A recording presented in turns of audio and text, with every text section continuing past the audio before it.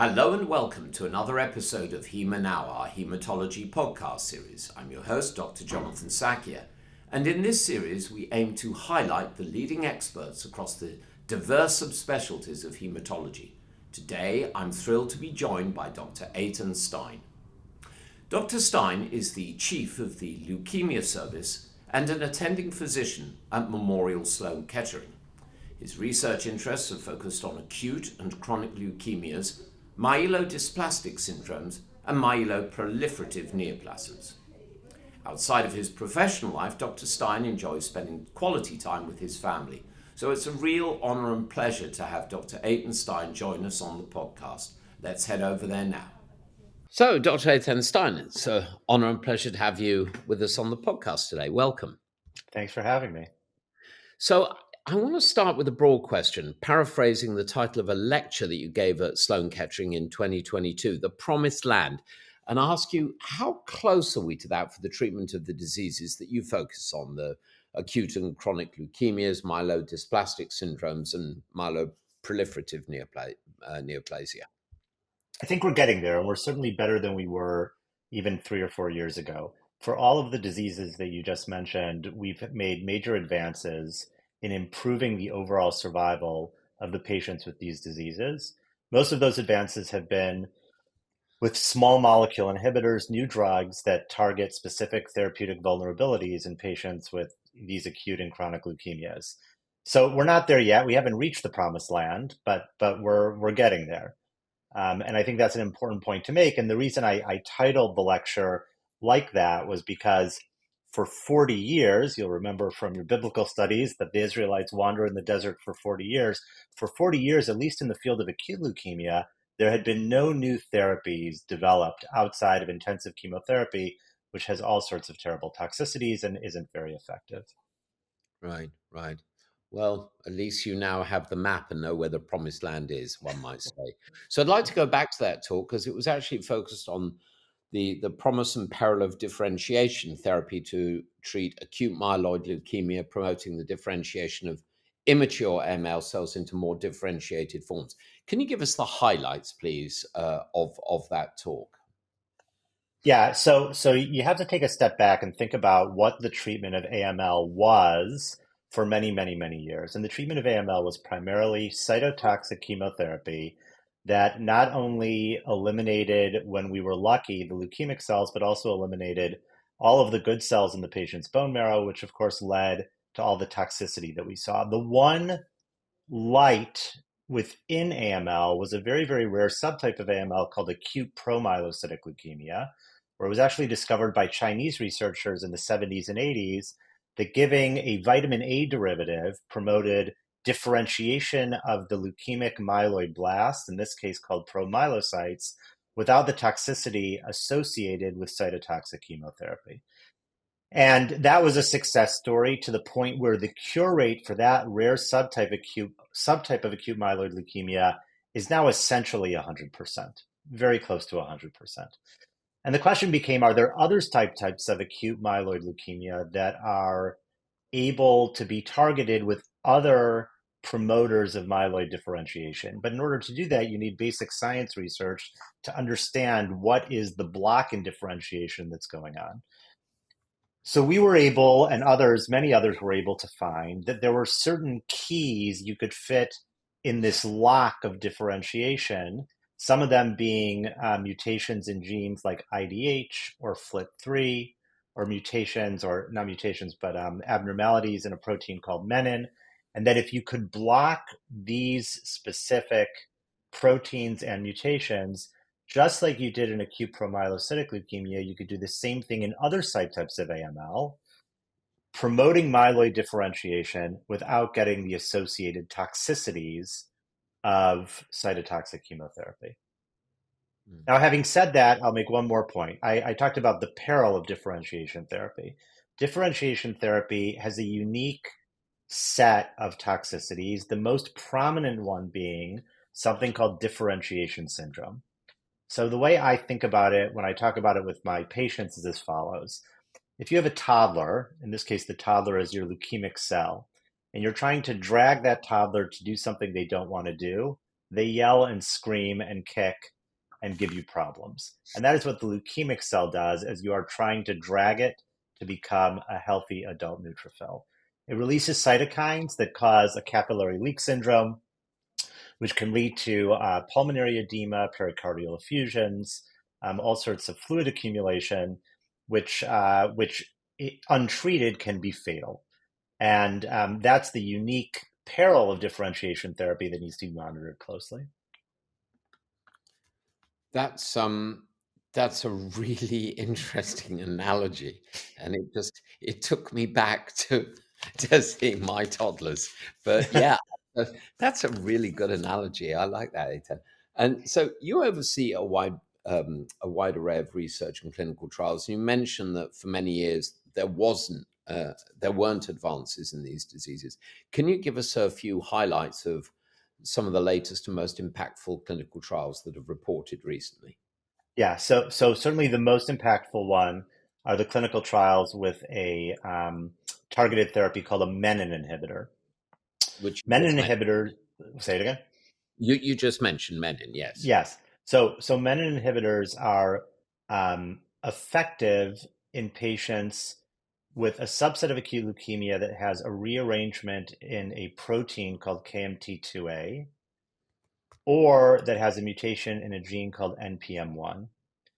The reason this is important more broadly, not just for adult leukemia, but it's also important for pediatric leukemias because pediatric leukemias tend to have these KMT2A rearrangements. There's actually a form of infant leukemia, which is very, very serious, that has this KMT2A rearrangement. So these menin inhibitors, actually, one menin inhibitor was just approved by the FDA, a drug called revumenib. And that drug called revumenib, when you give it to patients with a KMT2A rearrangement, 63% of those patients in the clinical trial have a remission. The overall response rate is 63%. If you're a little bit stricter about what your response criteria are, the complete remission rate is 23%. But what that means is that 63% of the patients eliminate the blast from their bone marrow and can then ultimately potentially go on to an allogeneic stem cell transplant, which hopefully would be curative. I think that's probably the most exciting thing that we've seen in the past 4 months. I think maybe more broadly exciting was the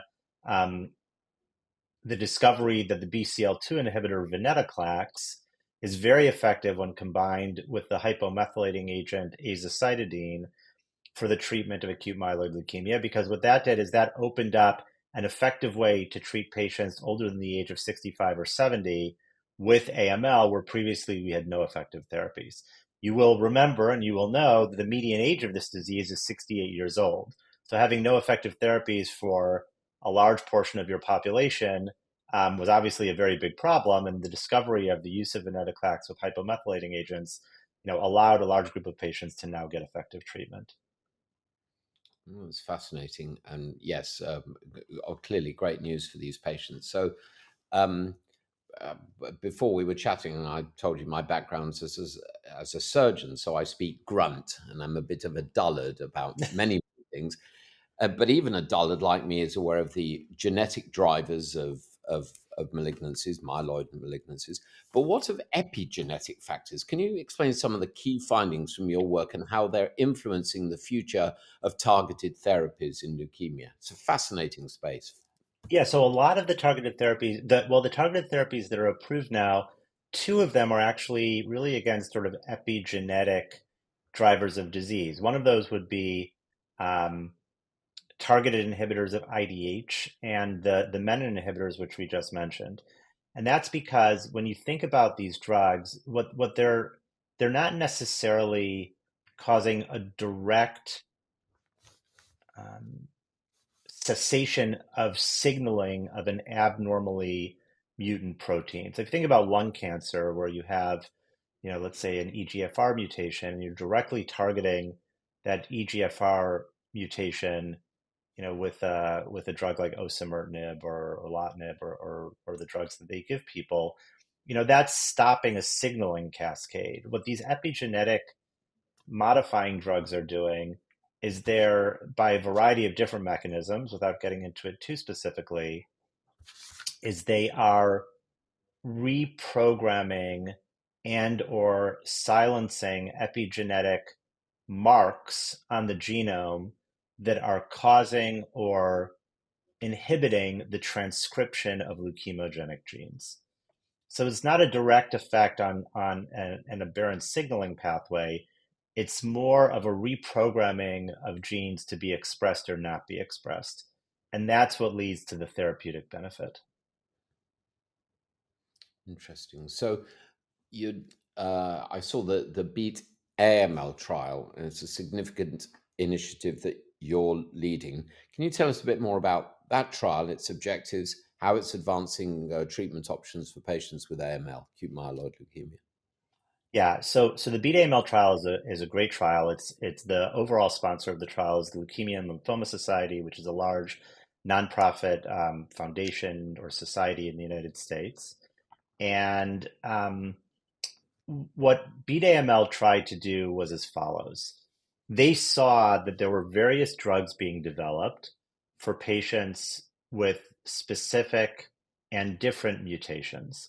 And there were different clinical trials going on just for that patient with that mutation. So what the folks running BEAT AML thought, which was obviously a good thought, was that, you know what, instead of enrolling patients on 40 different trials of different inhibitors, what if we had a master protocol where anyone with newly diagnosed acute myeloid leukemia could send their bone marrow sample to the Leukemia and Lymphoma Society?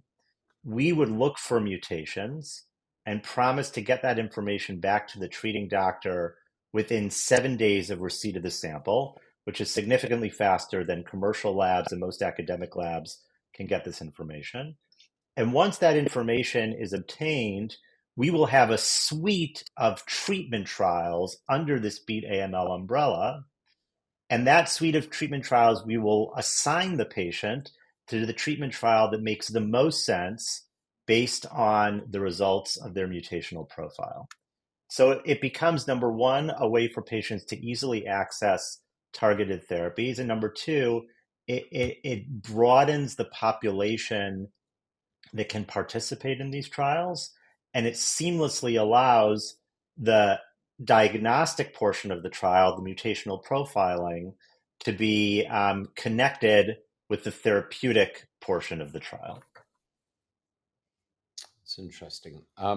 So you mentioned IDH, isocitrate dehydrogenase inhibitors, mechanisms of resistance, which has been a central focus of your current research. And I noticed that you've got some substantial recent grants from the National Institutes of Health in this space. For our listeners who may be unfamiliar with IDH inhibitors, please first provide a quick overview of that class of treatment. You mentioned them before, as I say. What have you uncovered so far? What are the next steps in addressing the challenges for better patient outcomes? Yeah, so I'll speak very briefly about the IDH inhibitors, but when I speak about it, I think what people should realize is that what I'm saying is going to be applicable to all targeted therapies that we have for AML. So IDH is a mutation that occurs in about 25% of patients with acute myeloid leukemia, newly diagnosed. There are actually two flavors or isoforms of IDH. There's IDH1 and IDH2. That's isocitrate dehydrogenase, as you mentioned.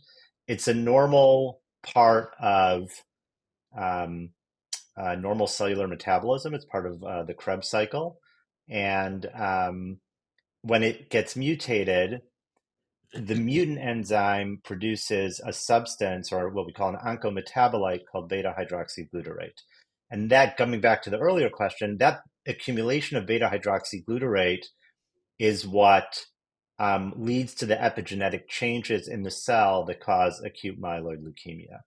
By the way, you get so much, there's a side point, you get so much beta hydroxyglutarate within your cells that it spills out of your cells, and you can measure it not only in people's blood, you can measure it in their urine.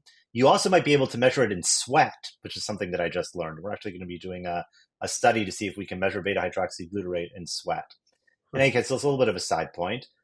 One thing that happens, though, when you give inhibitors of mutant isocitrate dehydrogenase, really like when you give inhibitors of any mutant protein, is that these patients will develop what are called on-target resistance mutations so that the inhibitor can't bind into the binding pocket. So the cell is very smart. This cancer cell doesn't want to die. So it not that it has a brain, but it evolutionarily mutates itself so that it's unable to be killed. So that's become an issue where we see resistance mutations in patients who are receiving IDH inhibitors. We recently published about a year ago.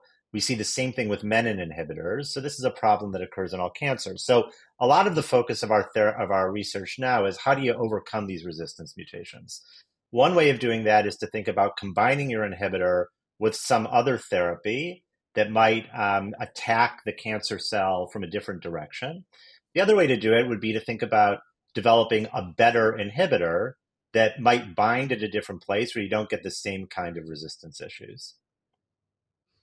Interesting. So, changing subject slightly, I saw a recent paper of yours on E7820, an anti-cancer sulfonamide in patients with a splicing factor mutant myeloid malignancies. Start at 30,000 feet and sort of gradually come into land about this clinical scenario and what the work revealed. Right. So I think we have to think about what are splicing factor mutations. And we don't have time to get into what exactly they are and all the different splicing factor mutations. But it's important to note that about 30 to 40% of patients with acute myeloid leukemia and myelodysplastic syndrome will have a mutation in a splicing factor gene. Splicing factors are involved with the splicing of RNA to make the finished protein, essentially, for the cell. And those mutations confer an adverse risk to the patients who have them. Those mutations are commonly seen in patients who have AML that has derived from an antecedent myelodysplastic syndrome. So if you could develop a therapy that could go after splicing factor mutations, it was effective, you would have a significant benefit for a large number of patients with AML and myelodysplastic syndrome. So one thing that we know about splicing factor mutations, in every cell, of course, you have two copies of the same gene, right? Because you've got two chromosomes. We know that when there's a mutated splicing factor in a cell, if you actually knock out and kill the normal version of the protein, the cell dies. So that's called synthetic lethality, and the cell will die. So the idea of this anti-cancer sulfonamide called E7820 was that you are actually not inhibiting the mutant protein, what you're actually doing, or the mutant splicing factor. What you're actually doing is inhibiting the normal wild type splicing factor.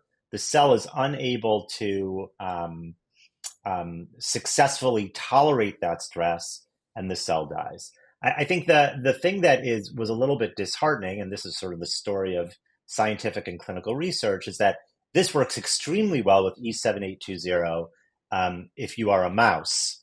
So a mouse that receives E7820, a genetically modified mouse, it is taken care of and does very well. Unfortunately, in humans, we didn't see quite the same amount of activity. So we're going to have to go back a little bit to the drawing board and see if there's a way to tweak things a little bit or combine E7820 with another drug to make it more effective. Yeah, the history of scientific discovery demonstrates that we can cure cancer in mice, knockout mice and such like with great success, but human beings aren't quite so amenable to this.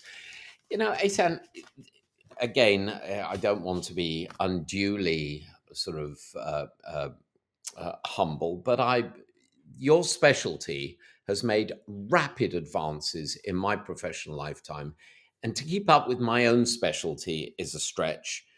You're a very good communicator. You're very good at taking what are very complex ideas and converting them into sensible stories, be they toddlers or your description about splicing factors just now. And I know that you've been active in community and patient education in your field of work. The internet can be a tool for immense good or terrible harm and mischief. I'd like you to talk to us a little bit how you feel your specialty, where you're dealing with people who've got true life or death situations.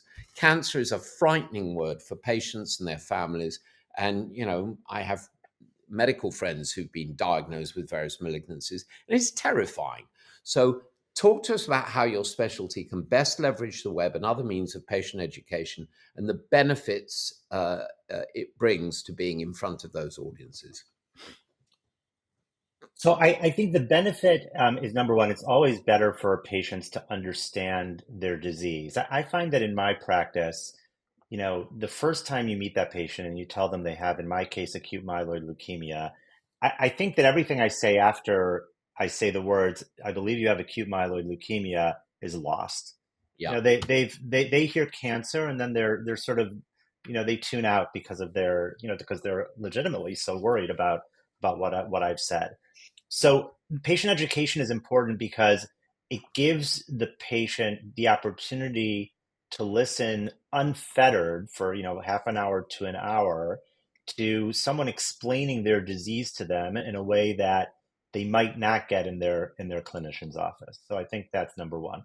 I think number two, patient education is important because it informs patients about advances in the field that they might not know about, and clinical trials that might be available to them or for them that they might not know about. And sometimes their doctors don't know about it.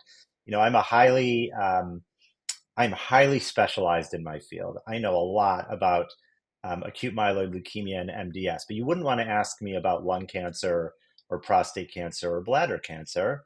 And there are some doctors who sort of do, and I have the utmost respect for them because it's something I couldn't do. They have a breadth that is much bigger than mine, but they might not have the depth to know all of the clinical trials.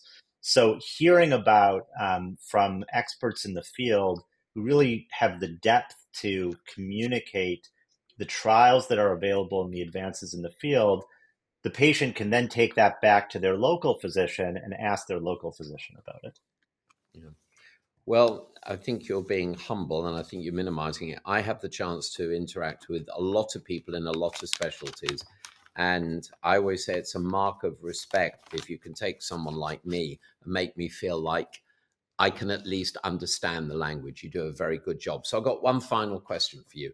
I always like to end on this. If you came across a genie who could grant you 3 wishes for the future of your area of healthcare, what might those wishes be? Yeah. So my 3 wishes would be, I might only have 2 wishes. My 3 wishes would be targeted differentiation therapies for all patients with leukemias. My second wish would be easy access for all patients around the world to advances we make in our therapeutics. Unfortunately, that is not the case even in rich countries, rich Western countries, and it's certainly not the case in countries that don't have a lot of resources. That would be number 2. And number 3 would actually be no side effects of the treatments that we give. I want Primum, all of my treatments to be like penicillin. primum non. Yeah, well, come on a second. Penicillin can cause pseudomembranous colitis, It can. reactions, vomiting, That's diarrhea. fair. That's fair. And they say if it's biologically active, it's going to have side effects. Yeah. I'm afraid that's all we got time for today. I'd like to thank you for being with us today on the podcast, uh, Dr. Eytan Stein. You're a fascinating chap and doing immensely valuable work. Thank you, sir. Thank you. It was a pleasure to be here. Well, I hope you enjoyed that episode of Hema Now, our bi-weekly podcast on hematology. Please consider subscribing on either Apple Podcasts or Spotify, or frankly, wherever you get your podcasts, so that you never miss an episode. Like us on social media, tell your friends and colleagues, and please check out the archives because they're growing if you've missed any episodes. And please join us again in 2 weeks for another episode. Until then, I'm Dr. Jonathan Sakia. I'm proud to be your host. Please, everyone, stay safe, stay well, stay curious. Bye for now.